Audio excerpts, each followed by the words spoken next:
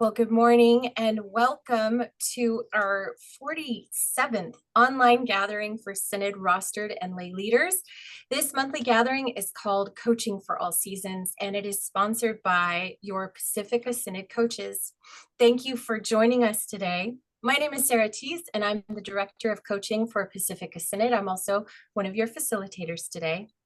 Our coaching team has cultivated this monthly gathering for church leaders across the Synod. We hope you find this helpful as you're navigating caring ministry in your communities. This is meant to be a time of insight and learning, and it's meant to be a brave space for you to feel capable of safely acknowledging who you are and how you are doing. And I would like to take this moment to introduce to you my co-worker and my co-facilitator, Carol.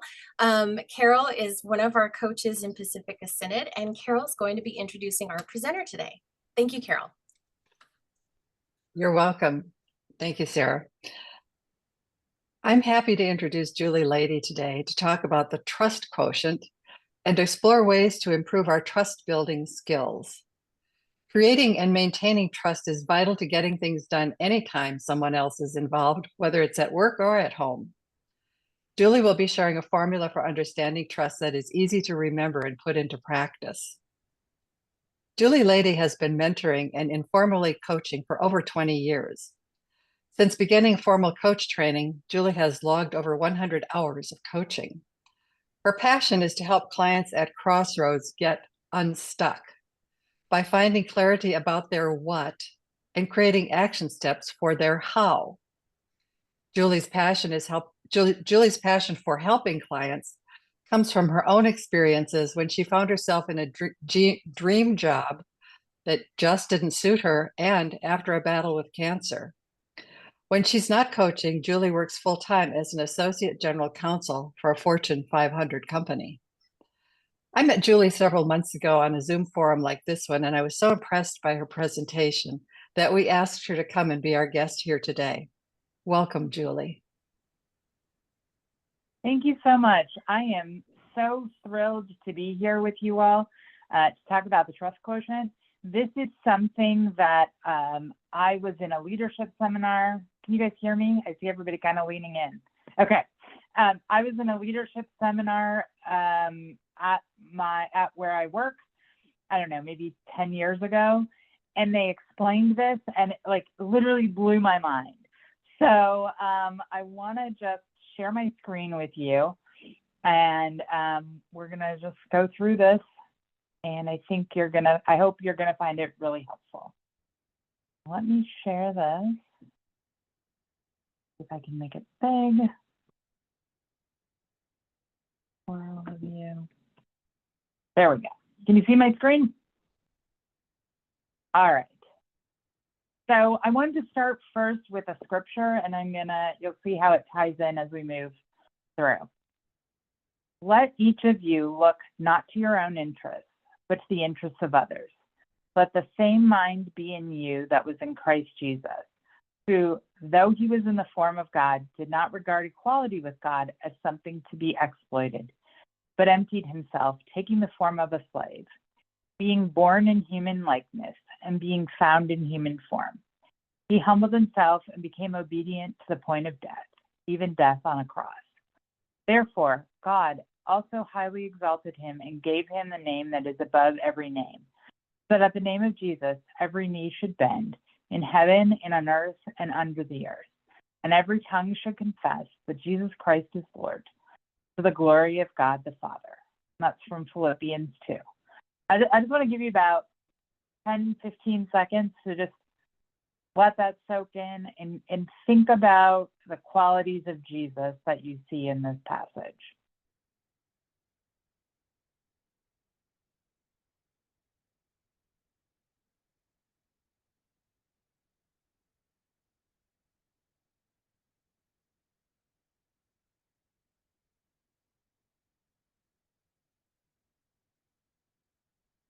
Okay, let's come back together.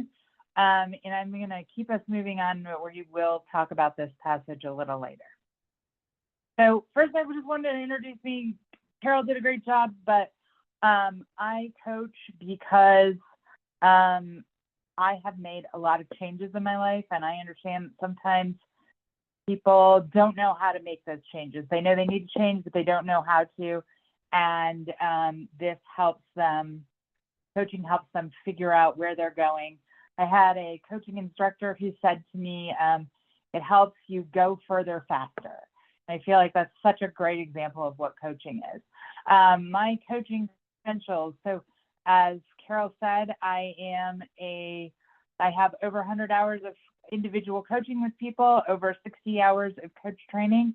And as of this morning, I passed my test to be a certified coach with the International Coaching Federation. So you all are my first official certified event. So what I do in the rest of my life, as Carol said, I work in a bank. And I also, when I'm not working or coaching, I love birding, I am a knitter, and I love baseball. And if I'm sorry for any of you who are in Seattle, but it's all Guardians all the way.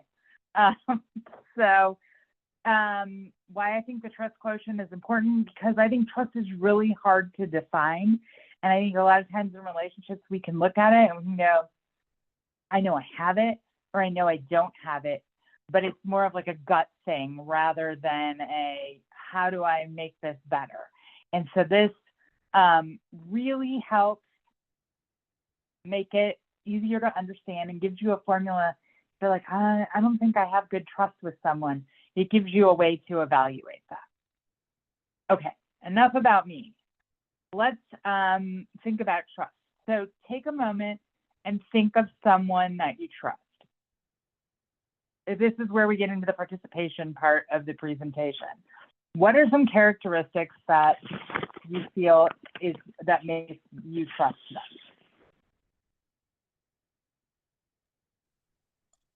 Julie, one thing that matters a lot for me is that they're non-judgmental. Okay.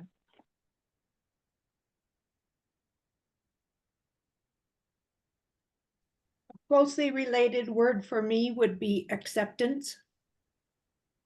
Okay.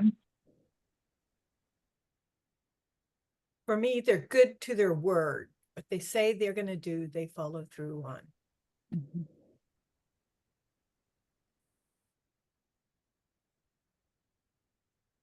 Also, I think keeping confidences is important. And Yeah. I would add the word integrity to what Renee said. Yes. I find also that if people are open and vulnerable with me, I trust them more because they've already demonstrated that they trust me. Yeah. Transparency. That's it, right, Sarah? Yeah. Transparency.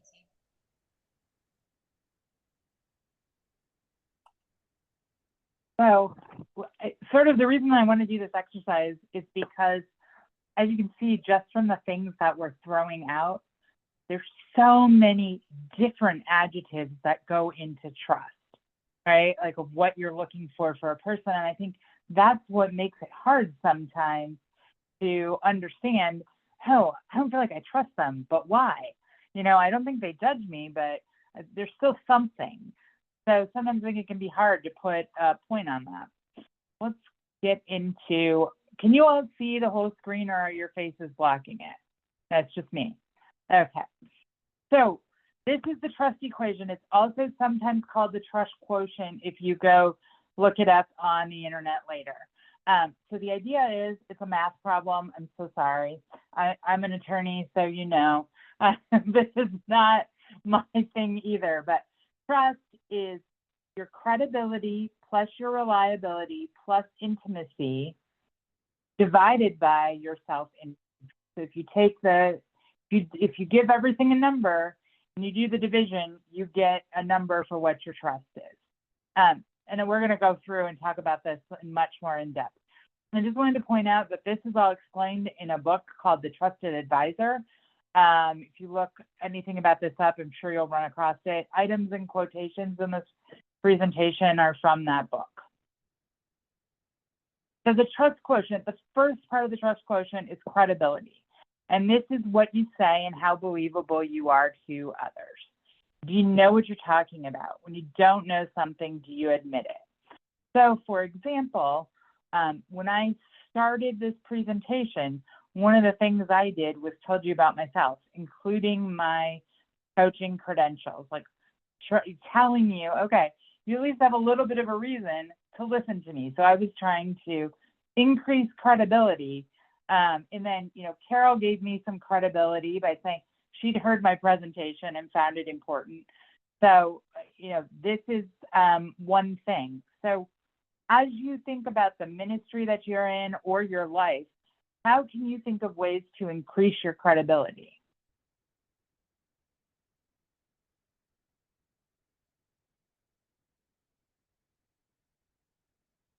This is where we come to the audience participation part of the program again.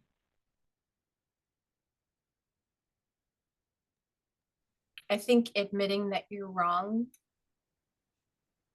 Or that you don't know. or that you don't know. Yeah. Yeah. Especially when you're in a leadership position where people are turning around and looking at you for all the answers. I mean, that's how we perceive it. Like we're supposed to have all the answers. Absolutely. And by giving people your full attention, that you're when they're talking to you, you're listening and you're not, checking your email or looking to see who's next or whatever the case may be.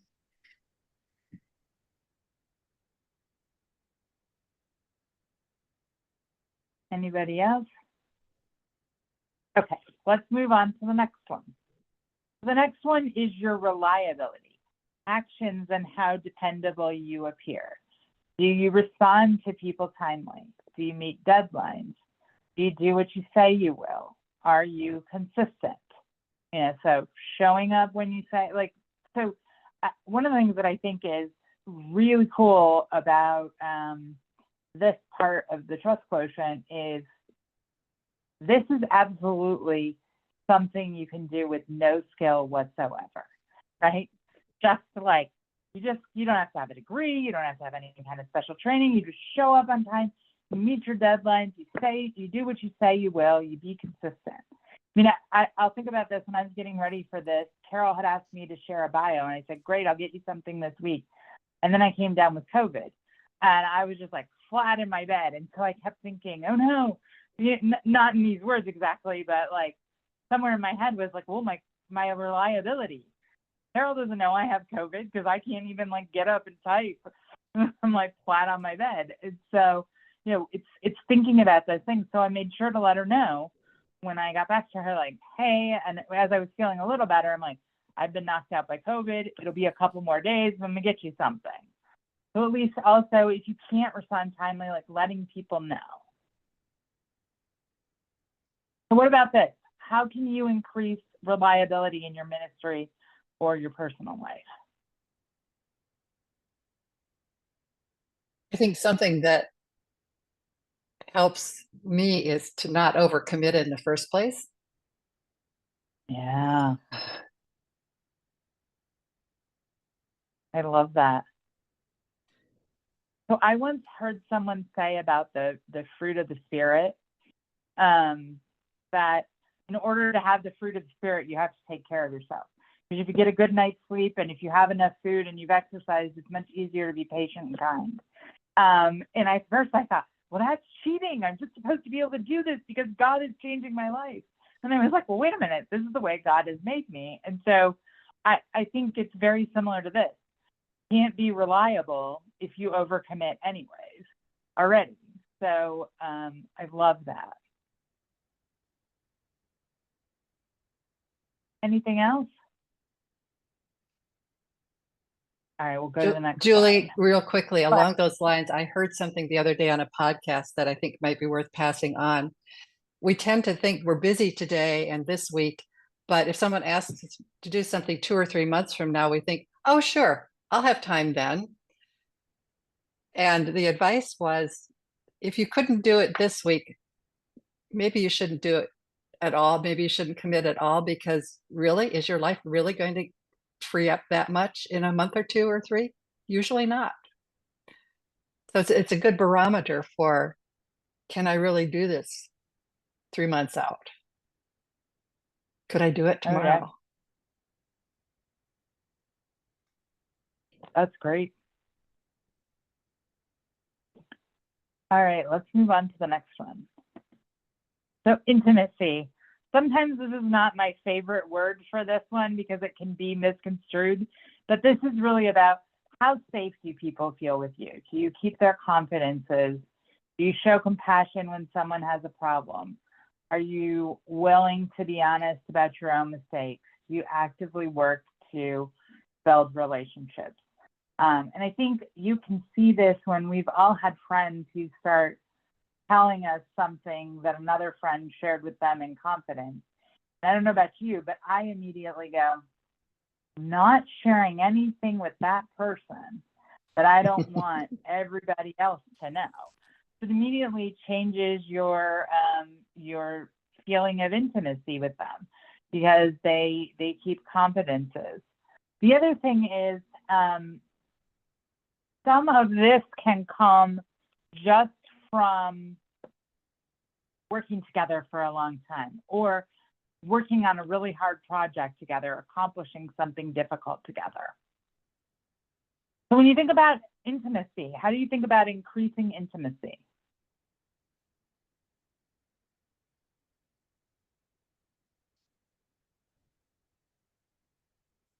I think one of the things we learn as coaches is to listen first before we offer problem solving, if we offer problem solving at all. And I was just talking to a friend this morning who broke her wrist over the weekend, and she said how depressed she was feeling. And I made a choice not to try to cheer her up, but just to listen and talk with her and hope that that would be helpful, but not, not to bring a false cheeriness into it. Just listen. I think too, one thing I do is I make sure that I write down on their folder the important people in their life so that I can say, so how are things with Emily? You haven't mentioned that today or whatever, that shows that I care. But you're also trained, focus on them, listen to them. Don't look bored. Don't, let them know that they are your focus right now and that you really care about them. Yeah, absolutely. There's nothing worse. The other day, I was in a meeting and I was talking and I saw someone in the meeting, like that was one of the senior people in the meeting, pick up their phone and start looking at it. And I was like, all right, well, I'm done talking now because clearly what I have to say is not valuable. And that's a totally different context because it's at work, right? So maybe they didn't care about the point I had to make. But when it's in a more, a counseling or a pastoral or faith-based setting, I think it matters even more, right? And people notice. All right. So here we're gonna move on to self-interest. So this one is the opposite of everything else. You notice it's on the denominator. So that means that the lower your self-interest is, the better your score is going to be because this is what you divide by. So everything else, you want high numbers of credibility, reliability, and intimacy. Self-interest, you want people to perceive as low. So this is, do you focus on yourself or others? Do you want what is best for others, the team, or what is best for you? Do people know you have their best interests in mind? And this is where I brought in that reading from Philippians, because, it's be like Jesus was, who not considering himself better than others, I'm paraphrasing, obviously, was willing to come to earth. So that was very not self-interested. And I think that is really phenomenal. Any thoughts about that from the reading from Philippians, or as to how to help people understand that you are interested in them and not self-interested?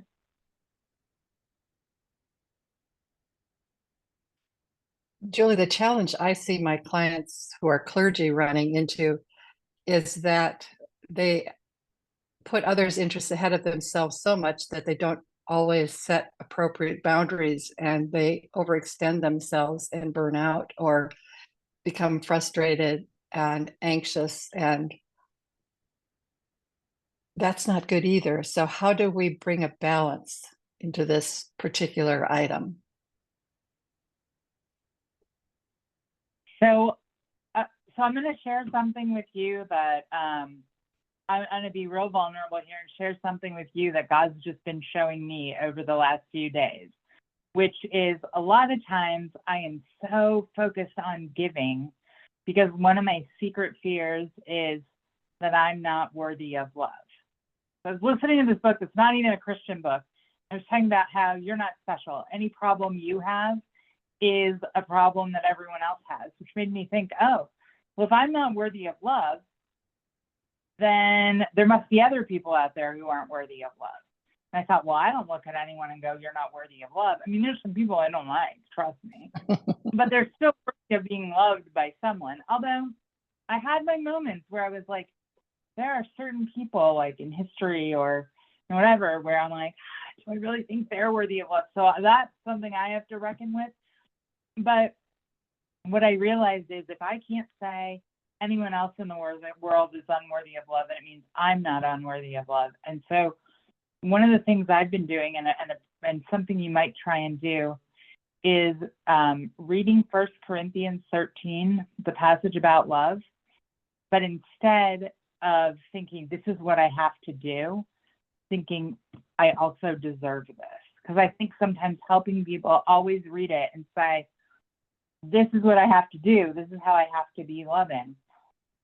And so I think you have to come to a place where you also realize that you deserve love.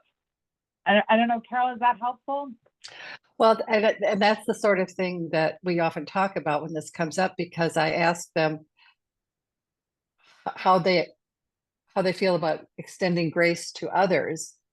And of course, that's just absolutely automatic. They have no concern, no issue about that. And then the question becomes, and what if you offered that same grace to yourself? Mm-hmm. What would that be like? And they often are startled a little bit when they think of it in those terms. The other way I think about it, someone said that they find trust with people who've been vulnerable with them. So if you're trying to build trust and you expect someone to be all of the vulnerability and you are none of the vulnerability, that's not going to be a trusting relationship. Also, so when I had cancer, you suddenly have to learn to be able to accept help from people. And one of the things that I heard during that time was, when you are accepting help from people, it is also a gift to them. Because if you think about it, when we know someone who's struggling, we want to help them.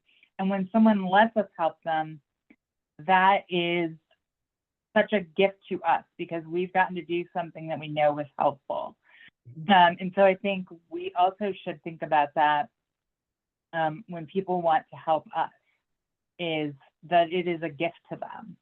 And the other thing that I heard, sorry, I apparently have lots of thoughts about this, but the other thing I heard was, when you ask someone for help, don't be ashamed or be like, I'm really sorry that I could use some help, because what that signals to them is that it's shameful to ask for help, or they should be hesitant to ask for help. So I'm going to stop talking and see what thoughts people have now. I also just wanted to add that it helps, I think, build trust if people understand that you don't view yourself as perfect and from this righteous place of perfection, reaching down into their pit of despair and pulling them out. You know, it's like the last thing people want is someone making them feel worse for being stuck or for being in this pit of despair. And it's so much better if you can get down there with them and tell them, oh, I remember what this is like, or just, you know, thank you for letting me be here with you because I know how hard this can be, or I understand that this isn't easy, or, you know, it's like you can't be perfect with people because they won't be able to trust you. And I think that's what we have to remember when we think about self-interest, is if you aren't vulnerable, because trust goes both ways. One of the things I'm going to have you do at the end of this is an exercise to think about trust. And you're going to evaluate both how you feel about someone and how you think they feel about you. And so you can't just think about trust of, do I trust them? You also have to think about, do they trust me? And so, you know, if you're only not self-interested, if you never share about yourself, then that's going to impact intimacy, right? So they're all combined together. Any last comments on this page?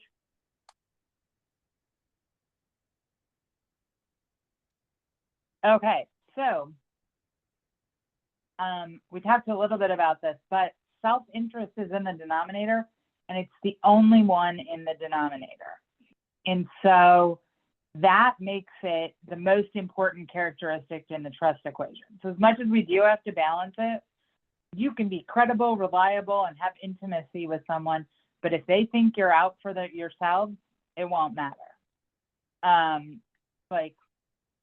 So it is the single most important thing, how you show up with people, whether they think you are for them or for yourself. And you can be for them and still care about yourself. Like, self-interest doesn't mean I don't care at all about myself, but it means I'm not in this relationship. I'm not coaching you. I'm not pastoring you, whatever it is. I'm not doing that just because of what it means to me. I'm not doing that just because this title makes me feel good, or, you know, it gives me some kind of accolades. I'm doing it because I care about you. Does that make sense? All right, and move us to the next page. So on this page, you can see how you would evaluate this. So it's your credibility. So the numbers go 1 to 5. So the highest that you could be is a 15 in trust. So you'd have a 5 for all 3 of these and a 1 for self-interest at the bottom. And then you do the division and you'd end up with a 15. The average, according to some things that I found online, is about a 7.1. So that's what is a really good average. And so, let me go back up one.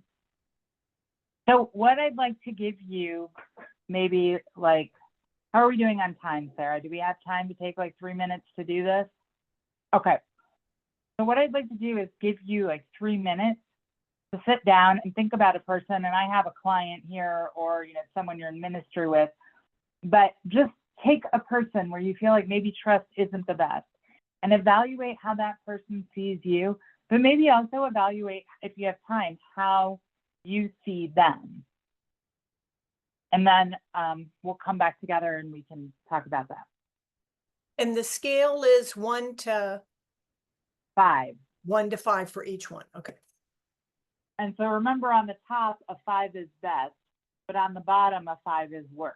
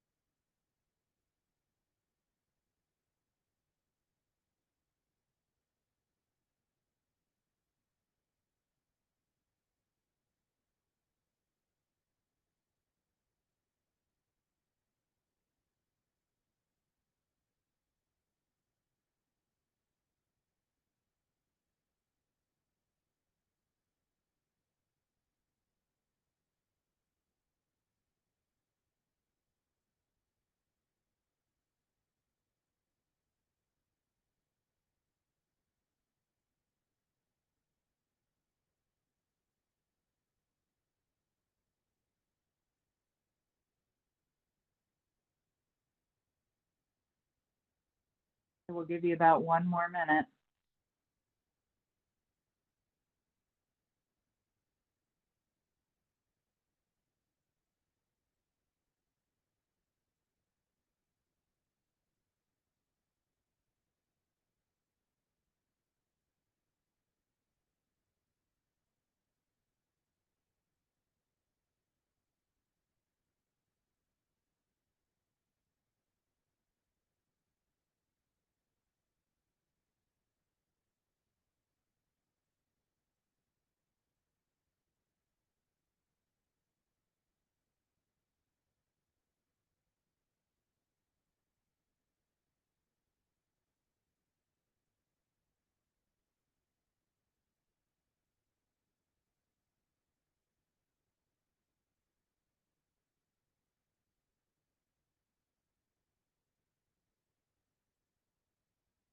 All right, let's come back together here. Anybody need a calculator to do their math?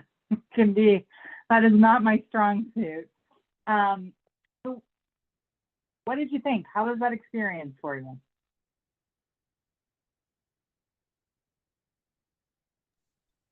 Very telling. Very convicting.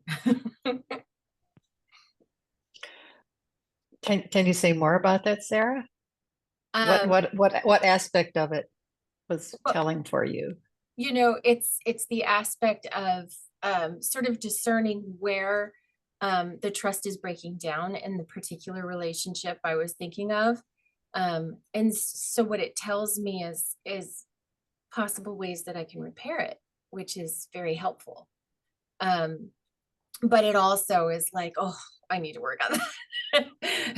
I need to develop that, you know. So what I appreciate about this as a tool is that it's showing me my gaps.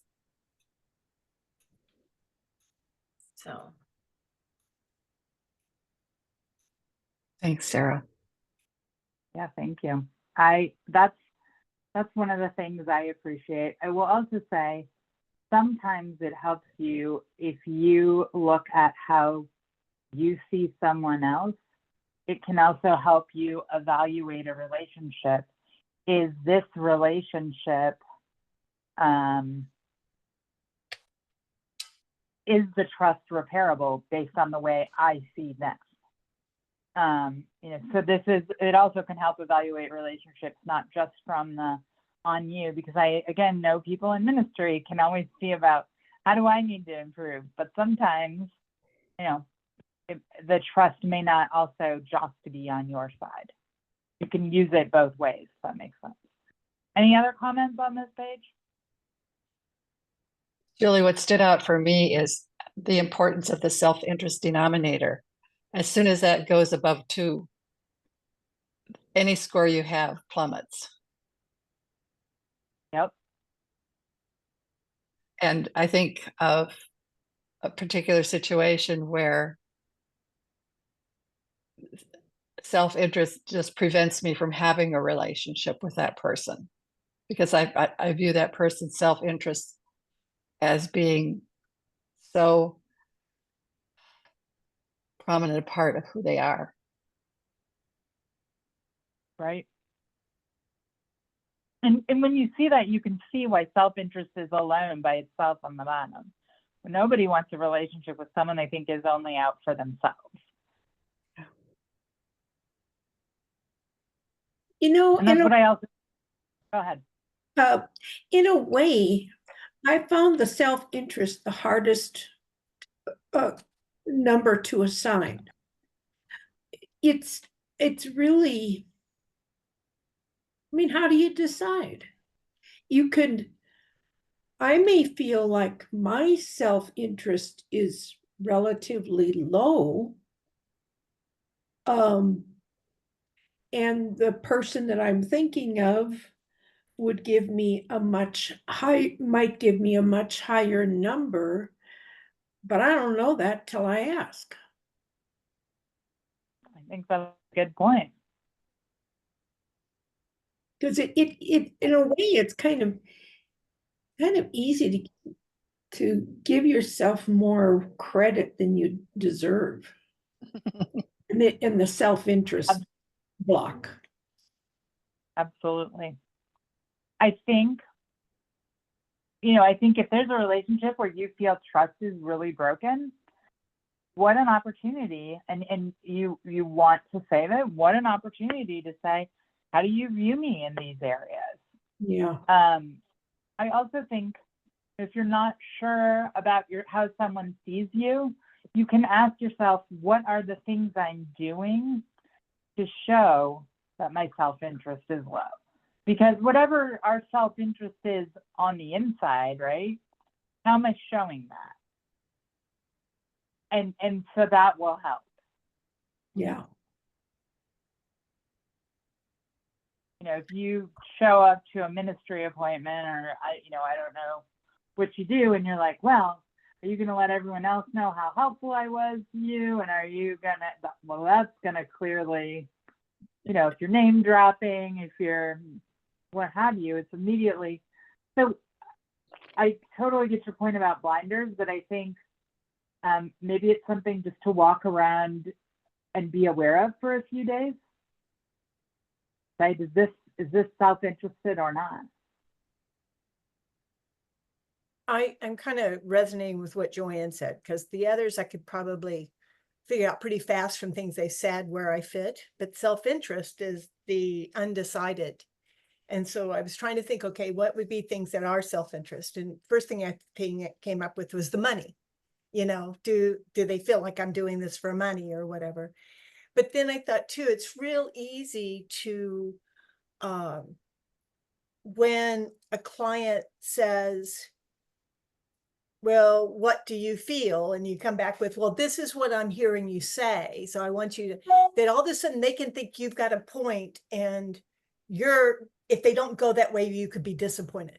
And so then that becomes a self-interest where it may not be what you felt, but you shared too much or too well at that point about your thoughts about what they've been saying or your concerns. And suddenly it looks like it's your point of view. Renee, did you ever watch Ted Lasso? Yes. So Ted Lasso, for anyone who hasn't seen it, there's a character, the main character goes to counseling, and he gets really mad during counseling because he doesn't want to deal with his issues. And he's like, well, you don't care about this. You're being paid to do it. And in the next time she sees, and he stomps off, and the next time she sees him, she's like, I was really hurt by that. And she says to him, you get paid to coach the soccer team, don't you? And you care about that. And so I'd put that in for you in terms of, just because you're getting paid for something, people have to make a living.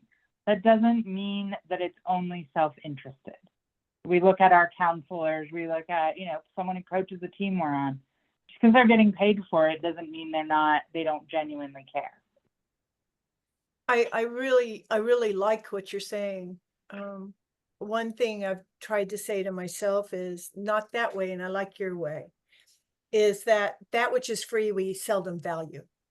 And if you want something to really be a partnership, you're giving time, they need to give something back. So that's the barter. You help pay my electric bill and I give you an hour. Kind of thing. Right. But hey, Renee, I've got an electric bill. But I think Renee has a point, because we live in a society that values what it pays for. Yeah. And if something is free, it tends to be devalued frequently, not always, but frequently. And so there's a balance there too that we have to strike. But I'd forgotten that Ted Lasso episode, and I really appreciate you bringing that up, Julie. That was great. Yeah, that really hit me. All right, let's move on, because I know we only have a few minutes left. You will have access to this document. Here's where you can get some more information. There's a trust test where you could sort of put in things about yourself overall and get some idea of how people might trust you. It may be useful, it may be not. I personally find doing the individual things much more useful than when I took that, but I put it there for you. Here is, I just put this out in the application again to give you the numbers and you know, how you would do it in case you've forgotten by the time you look at this again. And then, just because this is a faith-based group, I'd ask you to consider using the Trust Quotient to evaluate your trust in God. And for any areas where you trust God less, can you find Bible verses that speak to that part of the equation, or something else in your faith tradition that speaks to that? And I say this because I sometimes find that I have a hard time trusting God. I'm like, I believe all these things about God, but I don't know if God's got my best interest in mind, or, you know, what have you. And so I think this can also, so many things that are true about all of us humans, right? So how we trust people is also how we're going to trust God. So, but that I leave for you to do at another time. So, because I'm a coach, I always have takeaways. I'd love to hear from everybody the answer, like, what takeaways do you have? Who will hold you accountable? What have you learned about yourself? Just one quick comment from the people on the calls.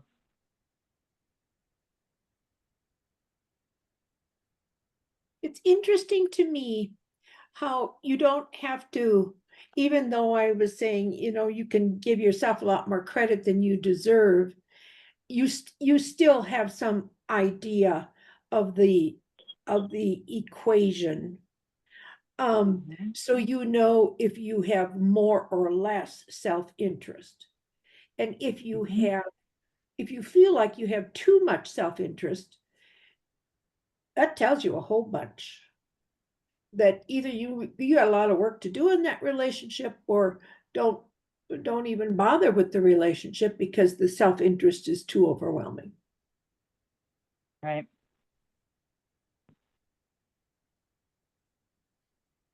Julie, I'm an N in the Myers-Briggs scale, and I do trust my gut, but what this does for me is gives me a way to check what my gut is telling me and to give it a little more, what do I want to say? I can't think of the word. Just a little more, what are the building blocks of this gut feeling that I'm having? And look at it a little more closely to see where maybe it's falling down. If it's not a trust relationship, or if it is a trust relationship, you know, these are the things that are making it really work for me. So Yeah. I like that pairing. It works with my intuition. That's great. This is going to sound odd to everybody but Joanne Larson, but I could see this being really powerful in a leadership training. Yeah. And how you're dealing with your employees. Look back at how they see you. What's that trust factor backwards too? For self-assessment. Renee, that's exactly how I first learned this, was in a leadership training. I agree with you, Renee. Thank you for that. I am a leader in a pantry, and having this tool in my toolbox definitely could help me in some of my blind spots.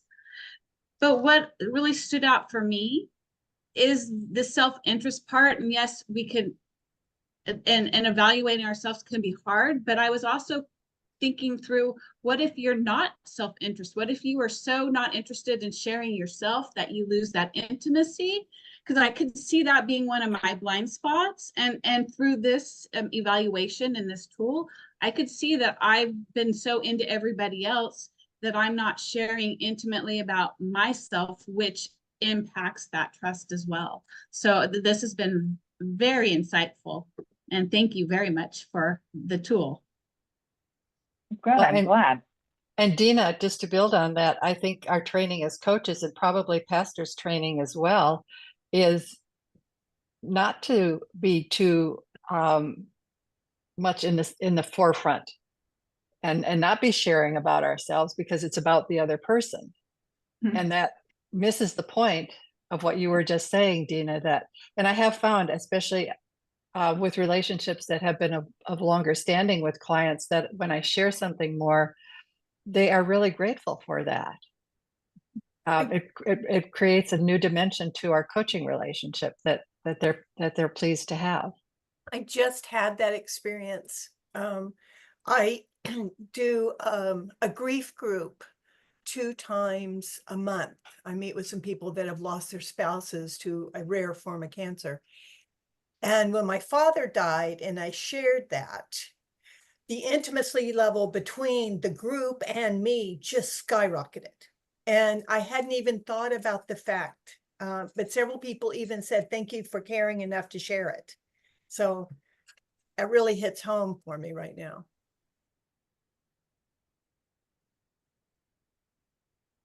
All right. Any last things? I know we're getting close to the hour here. So here's my contact information. Feel free to email me if you have any other questions. Happy to answer them. I really appreciate your just real engagement with this. I know, especially for the middle of the day for you guys, this is heavy stuff to really think about. And so thanks for jumping in and engaging and really thinking it through. And I hope that it is going to be a great resource for you as you continue on with everything that God has you doing. Any last questions? I'm gonna stop sharing now. Thank you, Julie. This was really helpful. I'm so glad to have been here. Thank you. Thank you so much, Julie. We really appreciate it, and what a useful, helpful tool that you've given us for all, like even our personal relationships, especially identifying how important that self-interest quotient is in personal relationships, and identifying the people you need to maybe keep at a distance versus bring into your circle, that kind of thing. So I really appreciate it myself. I do want to just mention that we have this gathering on the first Thursday of each month, and our next gathering is in October on the first Thursday, and our guest actually is Pastor Eric Schaefer. He is the resident pastor for Global Refuge, which is formerly known as the Lutheran Immigration and Refugee Service. They welcome and provide hope for nearly 750,000 refugees. And we're going to learn more about Global Refuge and about the work of Pastor Eric Schaefer next month. And we are so glad you were able to join us today. These recordings are made available on the Pacifica Synod YouTube channel. Just look for the Coaching for All Seasons playlist and you will find all of our recorded episodes. And we look forward to seeing you next month. We are going to close this session in prayer. So I'd like to invite my friend Carol to lead us in a closing prayer. Thank you, Sarah. And before I do that, I just want to say heartfelt congratulations, Julie, for your ACC. We're just so proud of you and so happy to be the first ones to hear the news. Thank you. So let us pray. Gracious God, we thank you that one of your great gifts to us is relationships with others. Help us to follow the example of Jesus, to see you in the people we meet. May this time together help us create and maintain trusting relationships in all aspects of our lives. Bless us as we go our separate ways, that what we have learned may be a blessing to others. We pray in your holy name. Amen. Amen.